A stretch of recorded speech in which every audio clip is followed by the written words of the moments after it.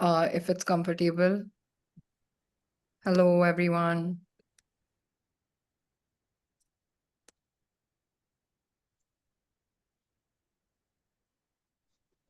Hi, Survi. Hi, everyone. Hello, Garima.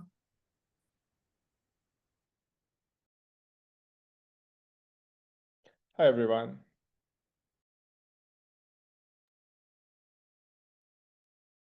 This feels so much like our YF, the COVID year. It always used to be like this.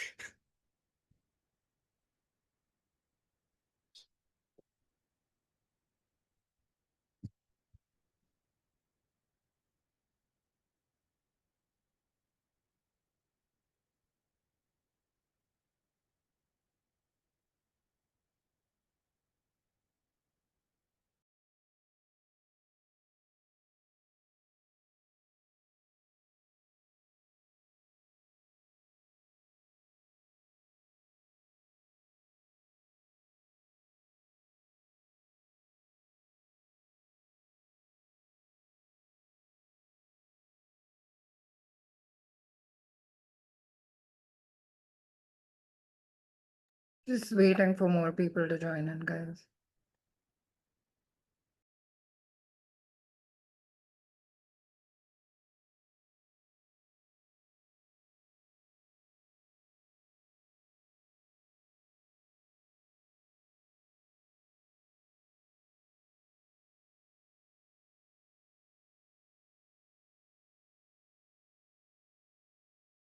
I think on the interest of time, so we can start at 7:05 and we'll go according to the alphabetical order that we have in place. And if someone has not joined, then we'll try and see if we can accommodate them towards the end of the flow. Yeah.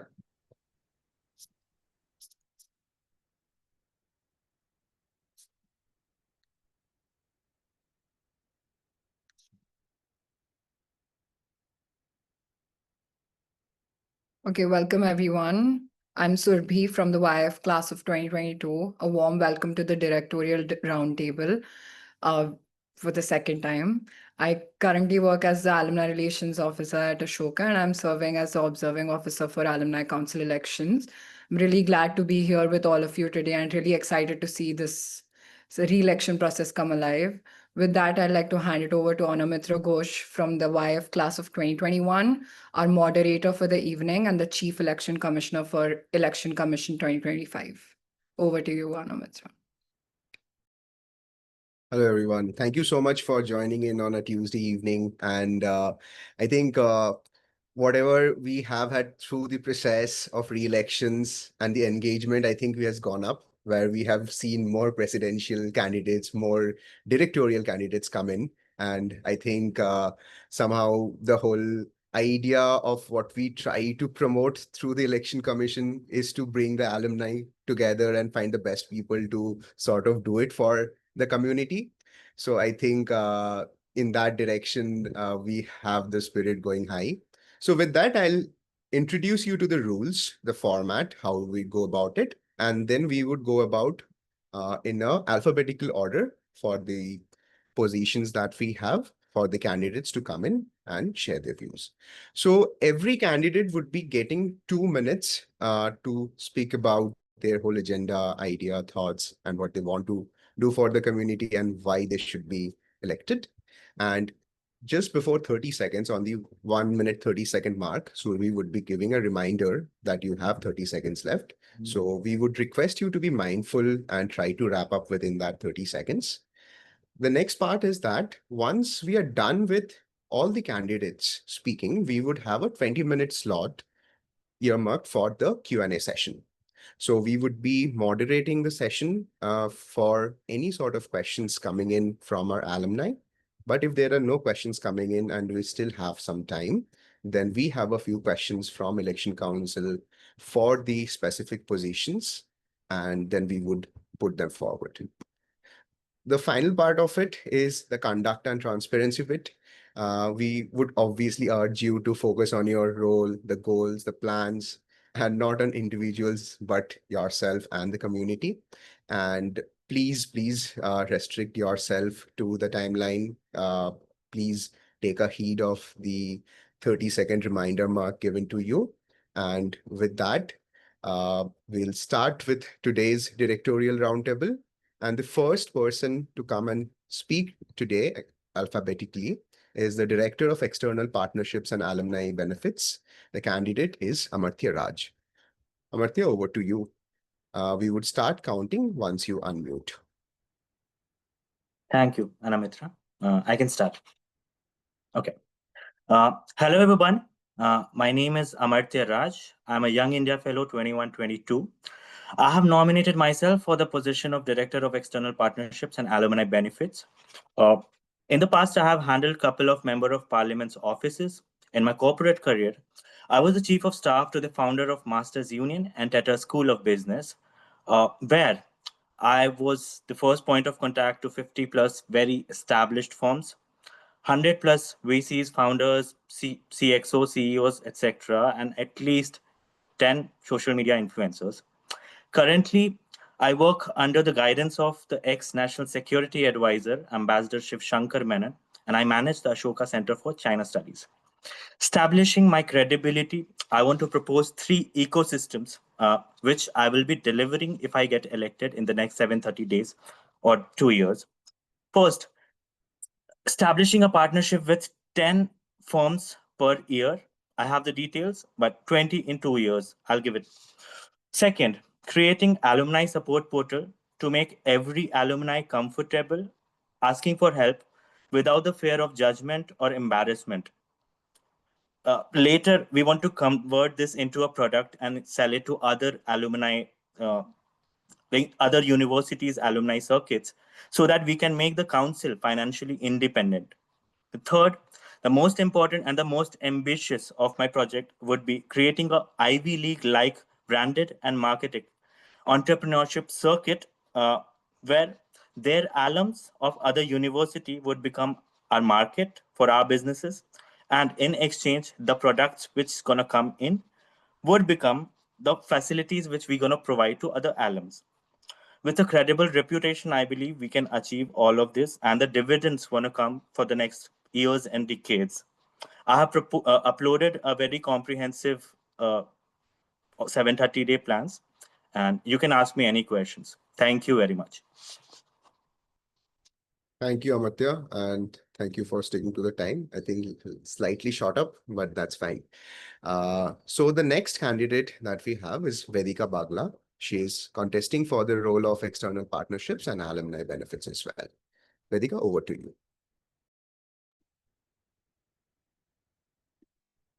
Thank you, Anumitra. Hi, everyone. Good evening. Thank you so much for being here on a Tuesday evening. I'm contesting for the position of Director of External Partnerships and Benefits. And I graduated from Ashoka University last year. It's a community that's been really close to my heart. And I really look forward to hopefully getting this opportunity to give back something to the community. I'm someone who cares deeply about community building. Even during my time at Ashoka, I was involved in a lot of clubs and societies, and I currently run a community called Bridge, which seeks to kind of bridge the increasing gap between technology and society. Uh, Professionally, I'm currently working at Accenture as a management consulting associate. Am I audible? Okay. Yes, yes. So I'm currently working at Accenture as a management consulting associate. And during my tenure, I'd like to focus on 3 primary things. The first is building high value partnerships that bring meaningful benefit to the alumni community, because I think we're a community of really talented people and have a lot of expertise. And there are people from our community in incredible organizations, but we need to kind of harness that potential and bring it back to actually leverage that and derive benefit out of it. The second would be to create communities where we can have like a sounding board to support alumni ventures. So, provide mentorship to each other, run ideas by each other, see how we can collaborate to uplift each other. And finally, I think it's important to make these benefits accessible and make our community more aware of these benefits. So, I propose creating like a one stop portal, perhaps integrating it into our Alumni Council portal, where alumni can access these benefits and they are aware of everything that is available to them. And apart from this, I'd love to hear from the community. So if there are any ideas that any of the alums have, I'd love for you to reach out, have a conversation. Thank you so much. Thank you so much, Vedika. Next up, we have the contestants for the position of Director of Fundraising and Treasury. We'll start with Jay Desai. So Jay, over to you. Jay will not be able to join. I think we should go ahead with the next one. So Jay, I think, has mailed us, right? Yeah. He's stuck in a urgent work commitment. So the next candidate, we have Ujjwal Katia. Is Ujjwal here?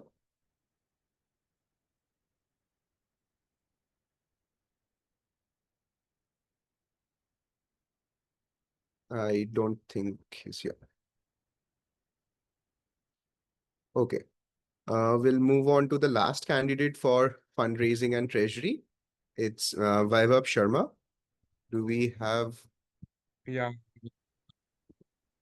Thanks. everyone.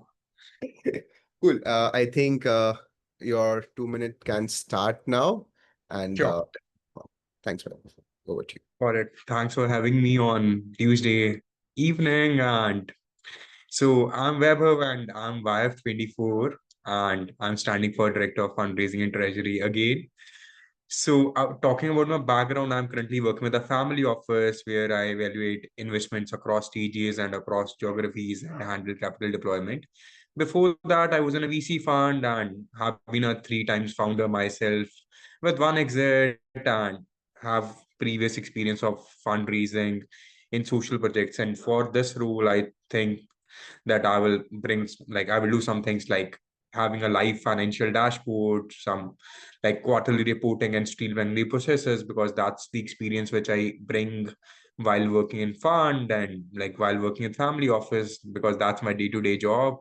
And also I will work around like strategic fundraising, making annual campaign structure, building institutional partnerships through my network, and also building chapter fundraising toolkits, and also bringing alumni giving programs, and also like empowering the chapters and allocating dedicated budgets for each chapter meetups, networking events, and like community building activities, along with like alumni professional development, and also launching a alumni founders fund, which is a base of cat 1 syndicate for investing in like for both for profit and social ventures started by Ashokan alumni, because I was meeting a couple of Ashokan founders last week also, and I feel that that ecosystem is missing.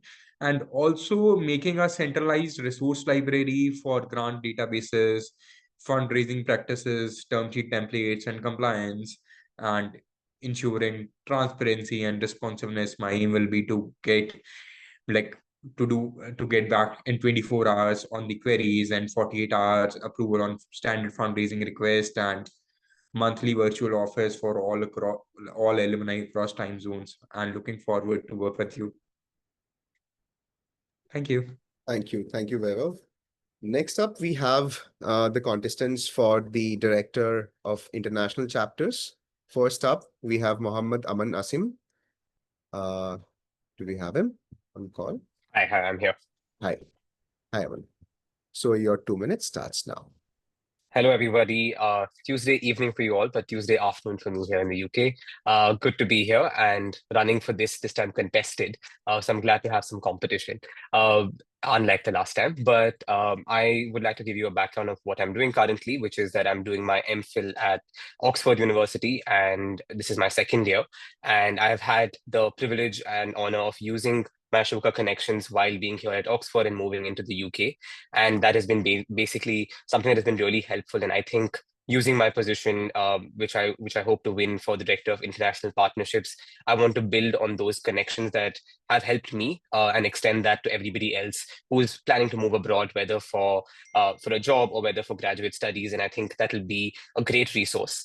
Through my professional experience, I have been able to work with various policy and political organizations. Most importantly and most relevant to this would be that I was the head of department for India's largest democratic students organization, which is the NSUI. That role obviously was a much larger scale, looking at student issues across India. So I do come with relevant experience when it comes to raising issues of a large community and placing those demands in a very research-oriented way. And I think that experience, along with everything else that I bring, is something that I look forward to adding on to this role. Specifically, I'm looking at building a very strong home away from home network, which helps people with relocation to different countries. Second of all, working with the external partnerships team as well as other people in the council. I want to be able to connect alumni to others when they're looking at moving out and give career advice. And that I think is something that we have Ashokans in universities across the world doing wonderful things. And I think it's worth connecting people. And the third thing that I think we should build on is also building global partnerships, which is with universities, finding Ashokans in different places and connecting them internationally, which will help both raise the value of Ashoka and the name that already exists, but in a much grander way. So I think these are the three things that I really want to focus on in my role. And I look forward to doing this with you all. Thank you. Thank you so much. Next up, we have Nishant Singh contesting for the role of Director of International Chapters. Nishant, your 2 minutes starts now. Thanks, Anamitra. Before I get into what I want to do as part of the Alumni Association, I want to share why am I standing for it. I've been associated with Ashoka's Alumni Association since the first council was formed in 2015.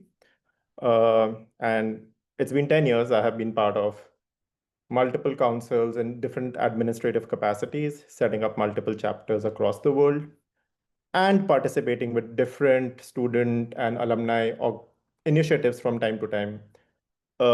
One of the key things that I often see, and I've seen this happen in every single alumni council, is that right at the start, the enthusiasm is very high.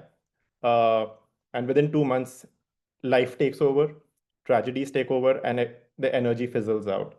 So one of my first priorities is to build an alumni council team, which has solid momentum and consistently delivers with the right support. The second big problem that I want to work on is every time an alumni election comes, we run scrambling around trying to find people who will stand for alumni elections.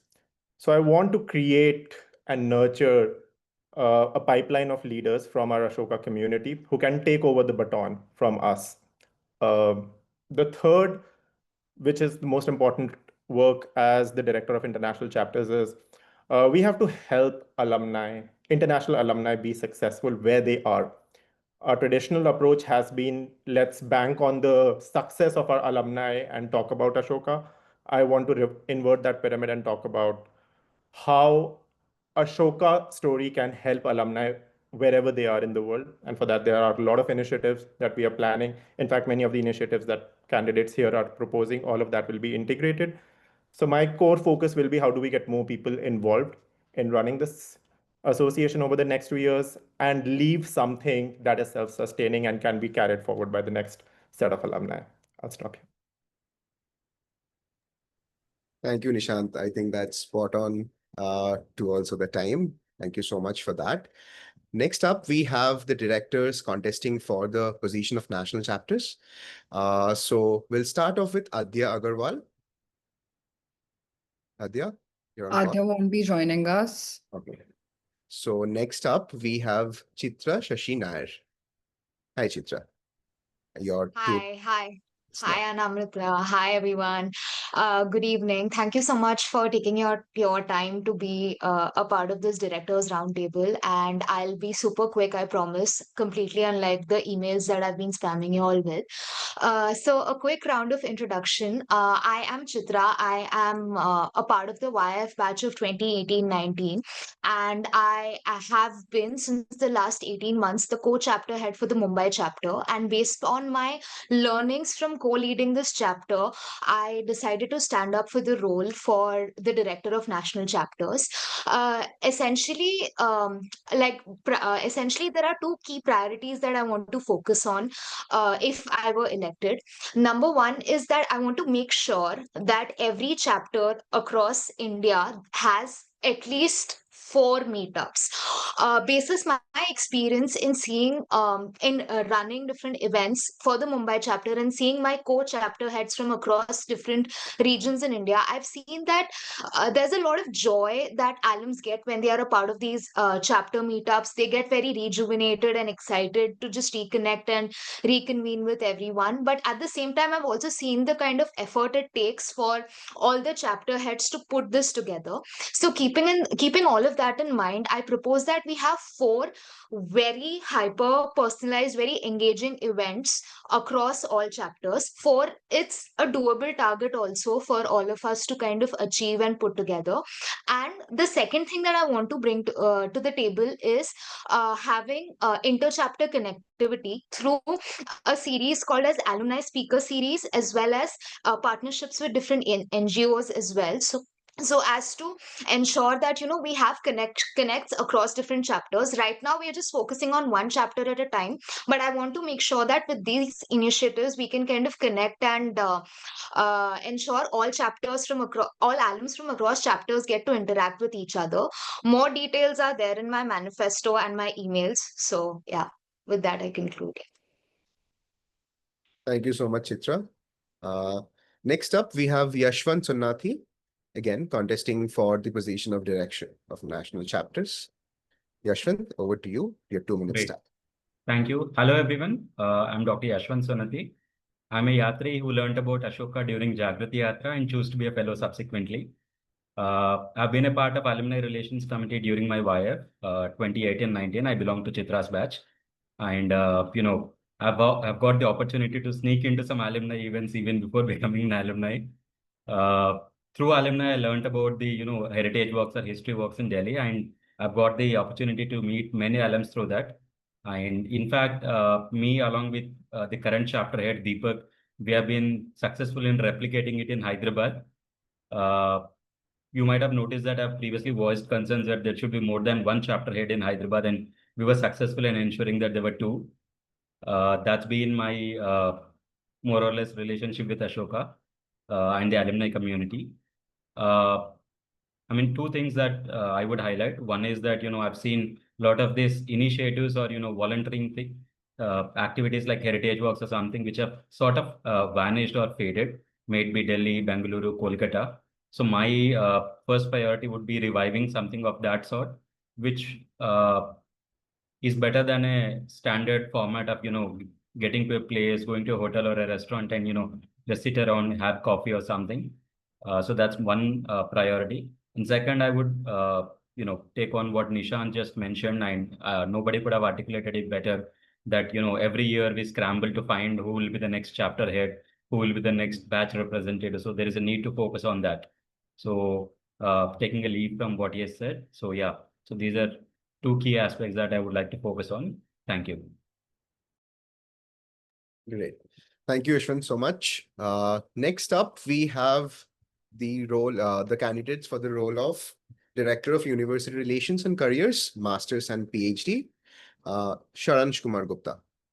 Sharansh. Hi. Hi, Victor. thanks, Anumitro. Okay, so it's a little sad that despite the re-elections happening, no postgraduate alum is still standing for this position, which is the Director of University Relations and Careers for MA and PhD.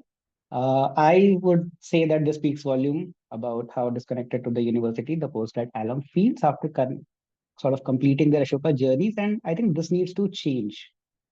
Just to give a brief background of mine, I completed my engineering from BITS Pilani in computer science, where I was part of the placement division, and then sort of worked for 3 years as a software engineer at a leading security company before getting disillusioned and then joined YF. At YF, I was an active member of the Alumni Relations Committee, enabling the student mentorship program. I entered Ashoka seeking a vibrant research community, and post YF, I've continued my journey at Ashoka, sort of completing my interdisciplinary MLS in computer science and psychology. Since the last 2 years, I've been working with the emphasis AI and applied tech lab at Ashoka as a senior software developer. We have set up a food computing lab to work on a bunch of interesting problems at the intersection of food, AI, and policy. Along the way, I've TA'd for several courses and recently joined the Ashoka CS PhD program. The reason I'm charting this journey out is to highlight that I've contributed to the ecosystem in a variety of ways and seen several gaps that I think can be worked on to make Ashoka's postgrad alum more connected and participatory.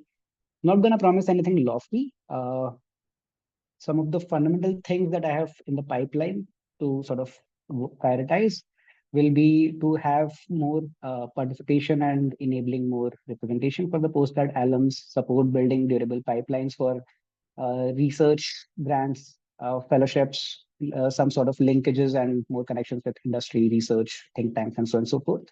A more extensive list is found in the manifesto. But I do personally think that because now I'm sort of both master's alum and a PhD scholar, I'm personally invested in sort of making the postgrad voice come out more prominently. And it's also important for Ashoka to become a world-class research university. Thank you. Thanks, Sharan, for that. Next up, we have the candidate contesting for the role of Director of University Relations and Careers, UG, Hazim bin Fayaz. Yeah, I'm here. Hi. You're 2 minutes now. Sure, I'll just go ahead. Camera, if that's comfortable. I'm still at work, that's why I was not able to do Sure. it, and I'm still from, so I won't be able to do that. But I'll just start quickly where I want to continue from. So hi everyone, I'm Hazim. I was a UG 24. I graduated from my bachelor's degree in 24 and graduated from the ASP cohort this year. I was a computer science and entrepreneurship major and basically did a minor in media studies as well. Currently, I reside in Hyderabad. I work for an American hedge fund called D. Shaw. I work here as an associate. The motivation for me to be a part of this particular position was because this was the one where I thought that I had a few ideas that I wanted to work up on. I have realized that lately it has been the point in my life that connections can take you places that you can't buy your way into. I've seen it, I've dealt it, I've faced the consequences as well. So I understood that connections can also lead you to places where it actually brings you more than just a validation, but also something that can take your career to new places. I have just a couple of things that I want to take up during this time because I have not a lot of experience working with the alumni side of the relations, but I have worked in the student government before in small capacities or any other positions back at Ashoka. I just want to have two things that I want to discuss here.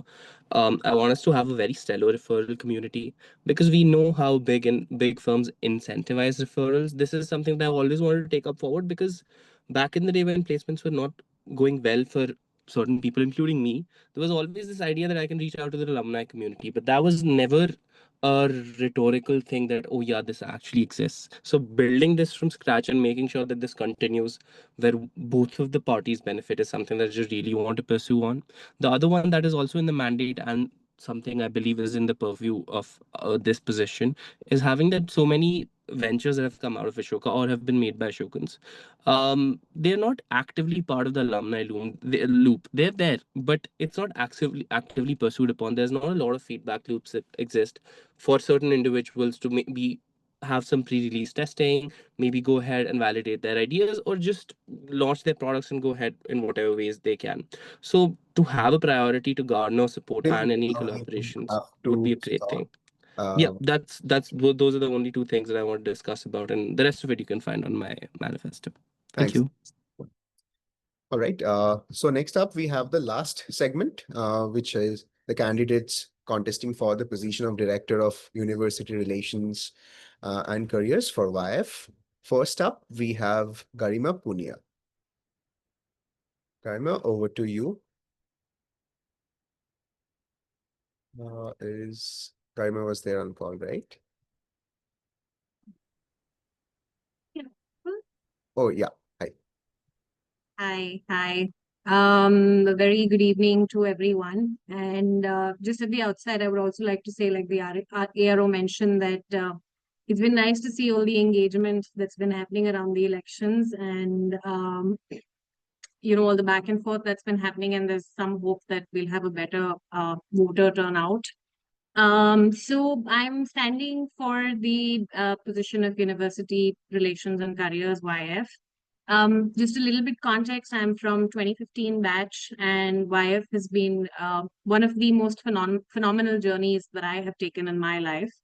And soon after passing out, I shifted to the Andamans, where I've been for the last 7 years, which is remote, isolated. And I'm giving that context because even when I was there, even when network was terrible and it was difficult to even, get to call people, YF is one community that I've always felt very connected to.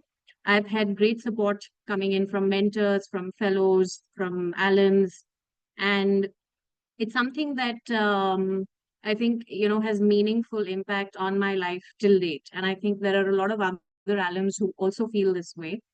I've also been checking in with other alums to try and understand why our engagement is low. And I've gotten some feedback, and I hope to get a lot more once and if I am elected to be able to make some changes here.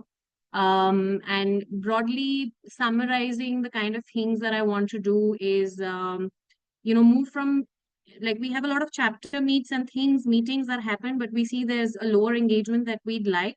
I'd like to see more interest-based meets, more opportunities for alums to connect with founders in their cities, something that'll be new. More opportunities for all of us to volunteer with each other, interact with each other. And I've put down certain numbers for these kind of things in my manifesto. And lastly, mental health. Yeah, time's up. That's a big thing. So I'm just going to add, I would like to arrange some sessions for both fellows, alums. I think it's really important. You would have Done. to stop that. Yeah, Okay. you so much. Thank you. And I think with that, we have all the candidates present to speak. The rest of the candidates who were mentioned in the list couldn't turn up because it's a Tuesday evening and quite a few of them got stuck with work. So if now we open the floor to the alumni, if you have any specific questions to ask the candidates, please raise your hands, and then we'll moderate in a flow about the questions. You can direct it to specific candidates or to all the candidates in general as well.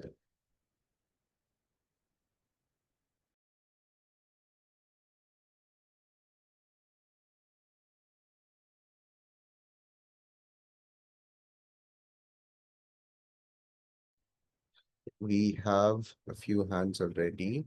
So I think Tamanna, if you could go in first, and then we'll come to Garima. Hi, am I audible? Yes, you are audible.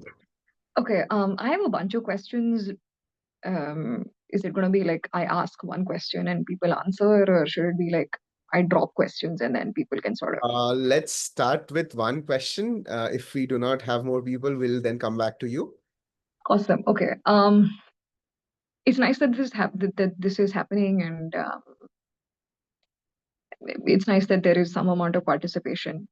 I think everybody had some very interesting ideas, but this is like a general open question to everybody here. Nobody mentioned any of the present bodies. I mean, or like worst case in passing, but nobody placed any significant emphasis on the current divisions that are present at Ashoka, such as the candidates talking about international relations never spoke about the GESP office and how they would like to work with them, or the guys who wanted to talk about like VC funding and entrepreneurship and whatever alum entrepreneurs never spoke about the E-Club or any of these other clubs where students would love to hear more, or how they would work with perhaps the entrepreneurship department at Ashoka, which is loaded with money. Nobody talked about getting in touch with the student government and putting them in touch with undergrads and current students. Nobody talked about maybe like are there YIF leaders in the student government? Are there master students and PhD students in the student government right now, even though there are in fact seats available for these people? So I just want to understand why we talk about Ashoka as a university, and yes, we want to push it forward. And yeah, the name tag and the brand and everything, why isn't there? I mean, unless people have missed out, or if it's in their manifestos, which I'm sorry I haven't read, but because I was a little short on time, but I just wanted to understand why nobody had sort of highlighted that in this speech. Thank you. Thanks, Tamanna. So do we have any candidate or anyone? I think we should be going to the candidates first if they want to address this.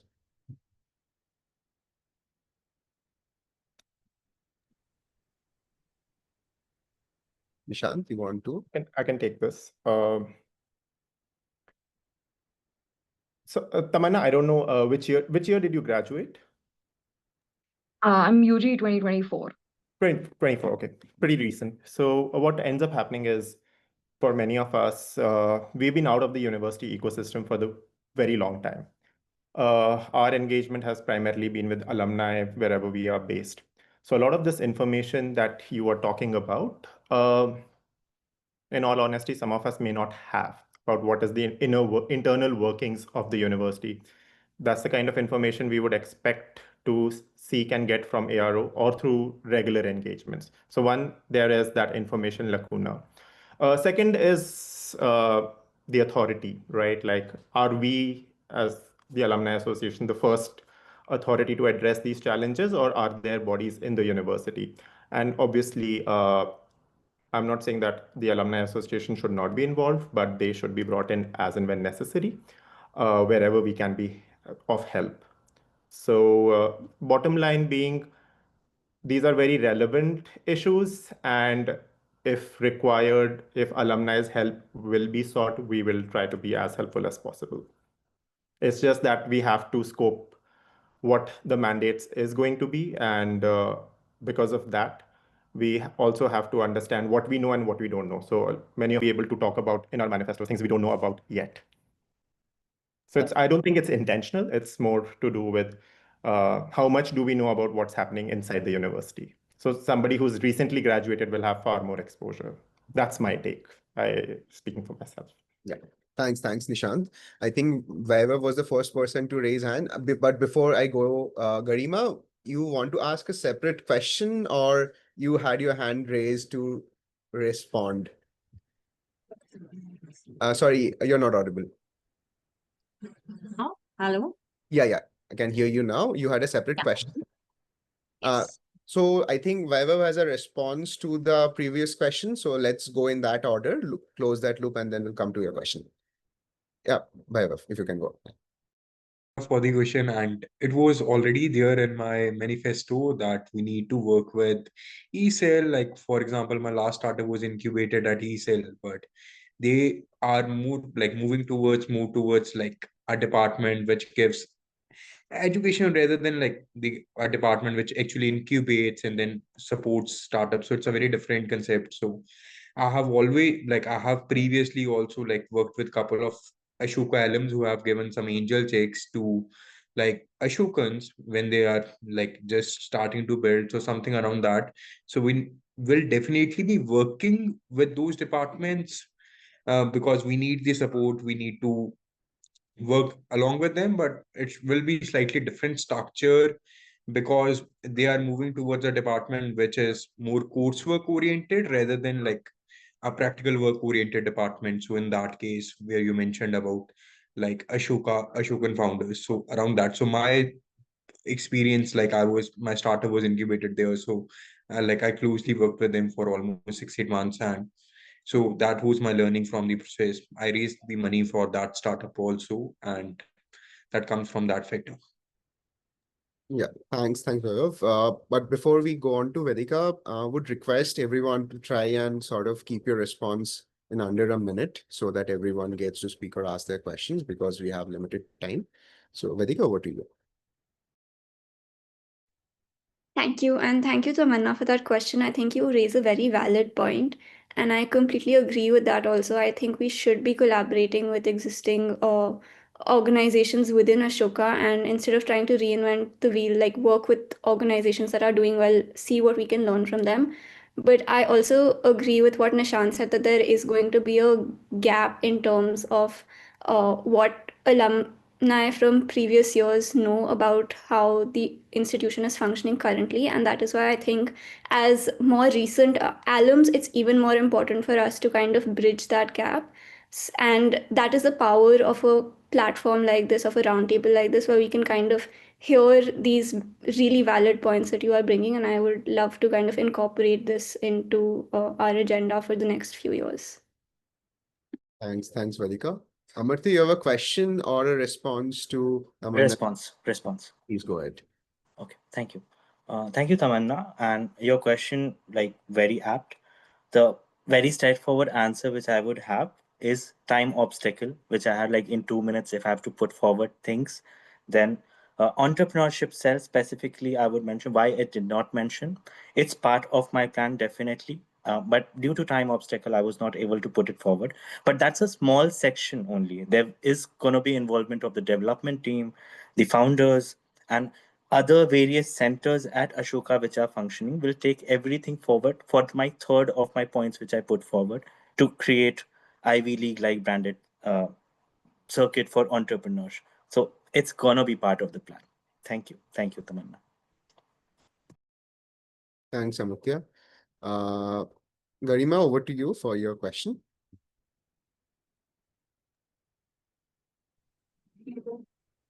So my question is directed, I think these two posts would be the apt one to answer. There's one that's external partnerships and alumni benefits and fundraising and treasury. The one thing that I noticed in terms of when I was going through all the manifestos and emails that have been sent, and it also includes things that were circulated by the presidential candidate. So it's the same question which I would also ask them, and I'm asking you guys. In all the manifestos and right now what we heard in 2 minutes, there was a lot of corporate speak. And I am a YF alumni. Not everybody here is. UG has a different set of. It works a little differently. But for YF, for example, social change has been extremely important. Especially people from the previous batches, earlier batches have done a lot of work there. And I'm wondering if in the current scenario, when the importance of social work is so much more, looking at, the kind of things we're facing, climate change, gender issues, and to think that only corporate solutions can address this would be short-sighted. So I'm trying to understand what does it mean? Garima, would wrap the question. Wrapping it up, yeah. So I'm trying to understand in your positions, while it's great to help people, who are entrepreneurs, people who have ideas that are going to make money, but social change doesn't always bring money. It requires money, right? So how do we sort of sustain the reputation of Ashoka in doing excellent work in the social sector, in grassroots? And I'm not talking about just CSR and, like a Amazon or a Myntra throws in some money and there's upper level work. I'm talking about real work. That's it. I'm done. How do you sort of bring that about in your post? Yeah. So do we have any of the contestants ready to respond to this?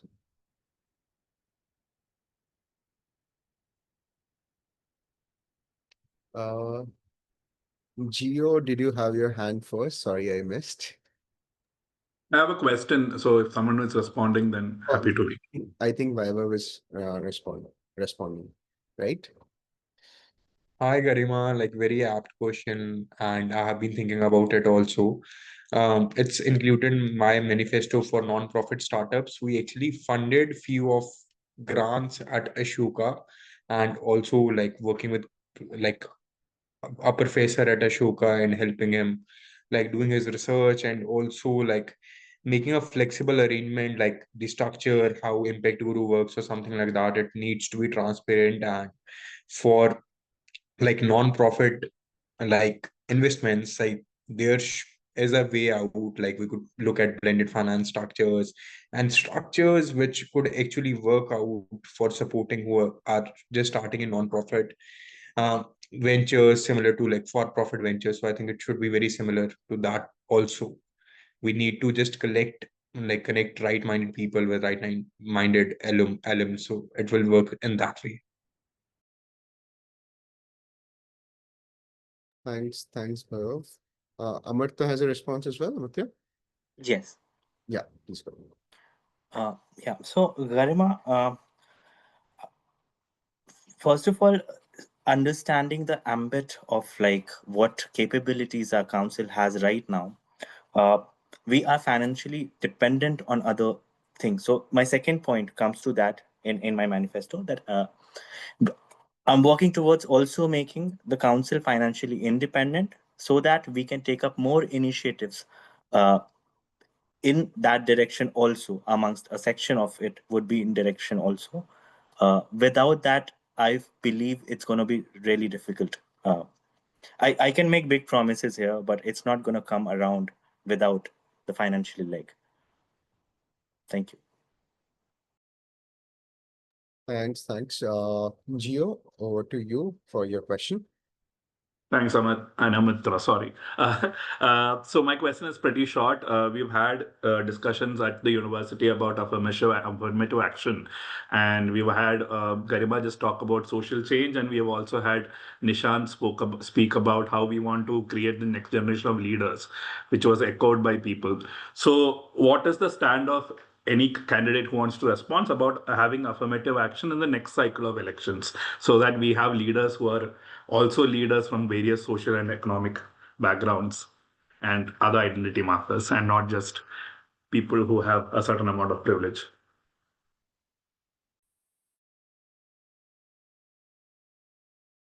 Do we have respondents?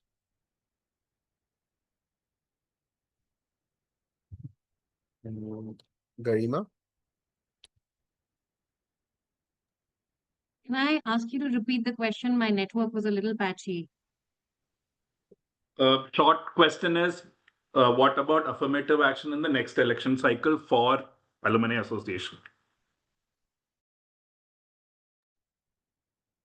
When you talk about affirmative action, are you looking at within the alumni community? Are you putting the campus, what's happening there in terms of the hirings? And when I say hirings, I don't mean just staff, the worker situation, everything. If I could just get a little clarity on that. No, I am saying pretty straightforward. In the Indian country that we are occupying in, we have political affirmative action in terms of how our representatives are elected. So, considering we are part of this nation, and somewhere we talk about affirmative action sitting in, let's say, Harvard or Stanford or other places, but when it comes to our own association, or we talk about admissions at Ashoka or other practices where we say we want affirmative action, why doesn't the council lead by example by implementing it with the council itself, so that we show the way in terms of we can do it, and then have the university sort of say that if the council does it, we follow the lead and sort of do it at the institution? I think it makes a lot of sense. I mean, there's nothing really that I would argue against it. My only hesitance would be the kind of turnout that we're seeing for elections is really low right now, not just for voters, but people who are standing up.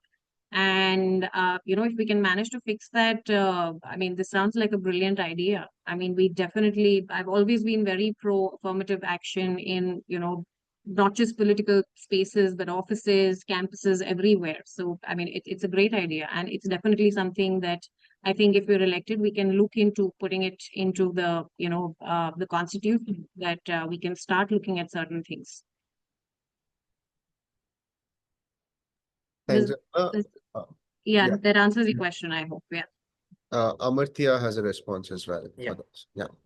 On similar lines, Gio, like the number of candidates which Harvard or any other university would have comparative to at Ashoka, it's a good idea, but we don't have enough number of candidates, due to which implementation is a little difficult.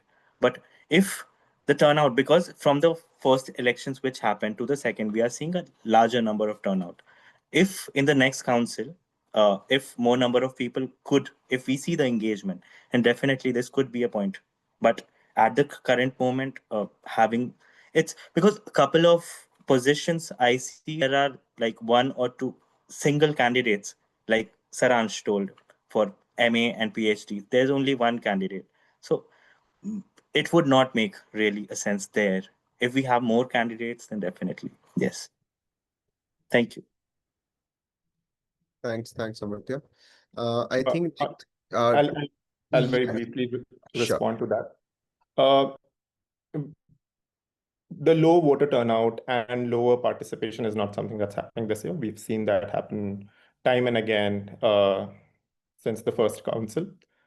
I would actually ask a more fundamental question, that is the lower turnout in participation, both in volunteering for Alumni Association as well as participating in voting, is that a result of structural barriers or societal and caste-based barriers?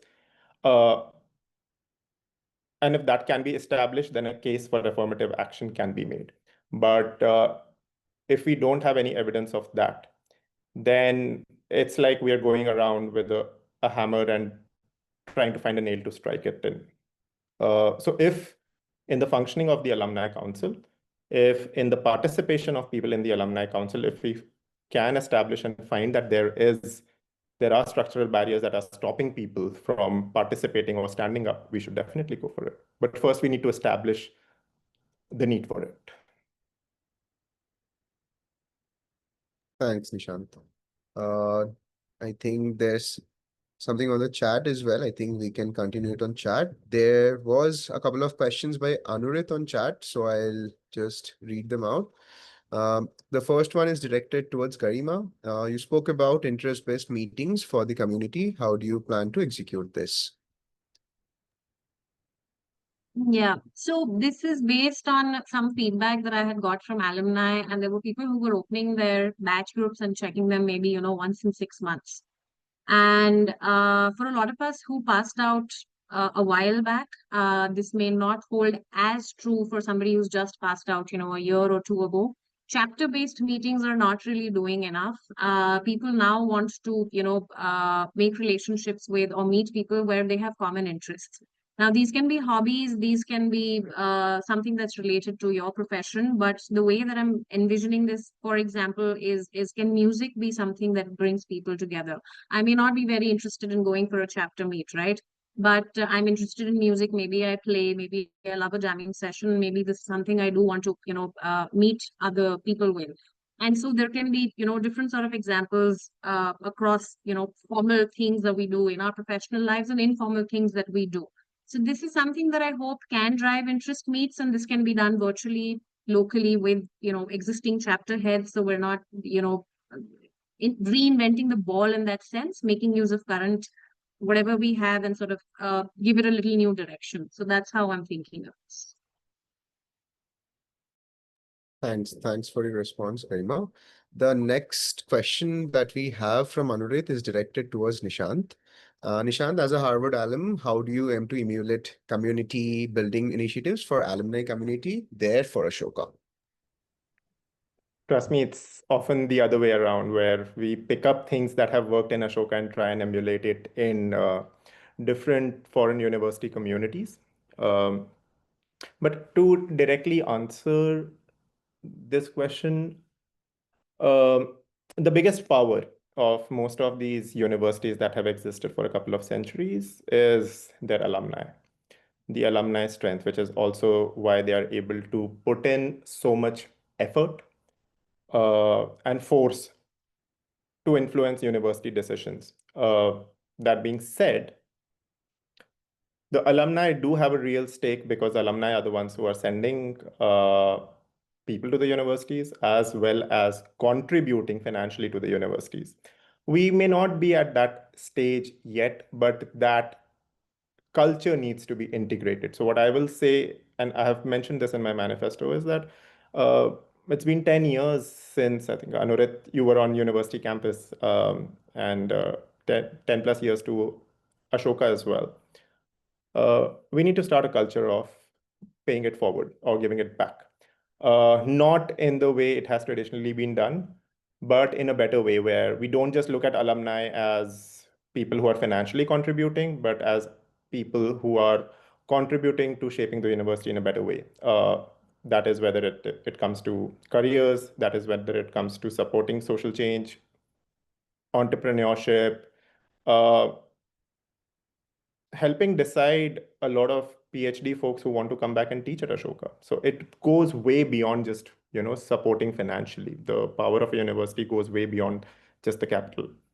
So at least internationally, we need to start rethinking of how do we support the university, and also shape it. And it has to go beyond just signing checks. So that whole change will require re-engaging with a lot of alumni who have now moved countries, are settled in their lives in different ecosystems. Why should they care about Ashoka? They should care because even while living in, let's say, New Zealand, uh, Ashoka is able to help them succeed.